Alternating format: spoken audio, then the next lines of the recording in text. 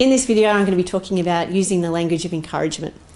The language of encouragement is based on Adler's theory of individual psychology. So that's what we'll be using to help us today.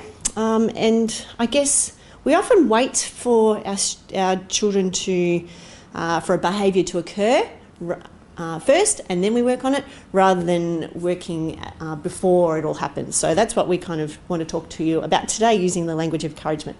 We don't want to discourage the children. We don't want them to think, no, I don't want to try, I don't want to have a go. We want them to motivate themselves. So a good quote for this, the word encouragement is often said to say to put your heart into that person. So I thought that was a really nice quote, encouragement, to put your heart into that person. So that's what we want to do when we're actually encouraging our students. Encouragement actually helps students to believe in themselves. It helps them to develop a positive self-image and esteem of themselves, and helps them to build confidence. We talk about encouragement actually different to praise, and I'll show you a few examples a bit later of what I mean and what the difference is. So praising, we feel, is more, or Adler feels more, that it's actually trying to please adults, whereas encouragement is more about being non-judgmental, stating the facts and being really specific about what they do. So I've got some strategies here about what encouragement actually does. So we think encouragement actually values risk-taking. It helps to teach new skills. It looks for strengths in what the children are doing. We're trying to catch them being good. So we don't always want to be the person growling at them or anything like that. We're emphasising the activity rather than the result. So that's a really important part of the language of encouragement, actually looking at what the effort is rather than the actual result of what they're doing. Having realistic expectations, and it actually helps to give the children responsibility. So we think these are really good strategies and a good way to talk to your children. We also talk about the 3 C's in the language of encouragement. So, and the 3 C's are capable. So it goes into specifically looking at what the child's doing. Connected, reflecting on how the children must have felt during that effort or the activity. And contribution, it indicates how this has helped the group. And I'll go through some examples in a minute about what these might look like. Now, it's really hard to actually, at the start, use these 3 aspects in your feedback or your language of encouragement. So try and pick 1 or 2 to start with, and then build up as you go. So I'm going to talk now about and show you some examples about the differences between praise and encouragement. So we often hear people say, oh, good job. That's a type of praise. We actually want to change it into something like, instead of saying good job, thank you for helping me tidy up. I especially like the way you lined your shoes up neatly together. That will make a really big difference when you're trying to find your shoes in the morning. So you can see it's kind of looked at what the child has done, the activity. It's about how they must have felt. So there's a bit of that in there, and how they're contributing to what will happen. So they're going to be able to try and find their shoes a bit more easily in the morning.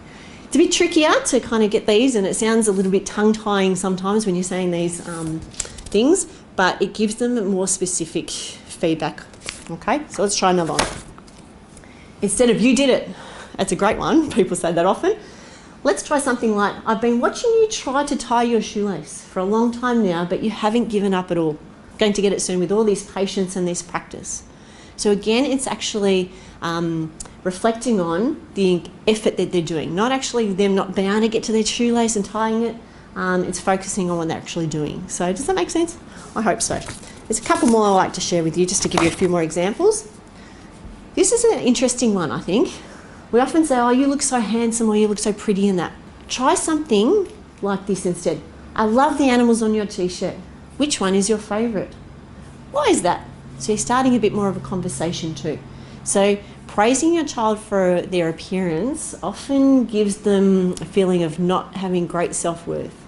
It brings their attention to them and what they look like, rather than their actions and what they're doing and how they're feeling and their behaviours. So that's a really interesting one to try. So focus on something about what they're wearing or doing rather than how they look. All right, this one. Good job for calming down.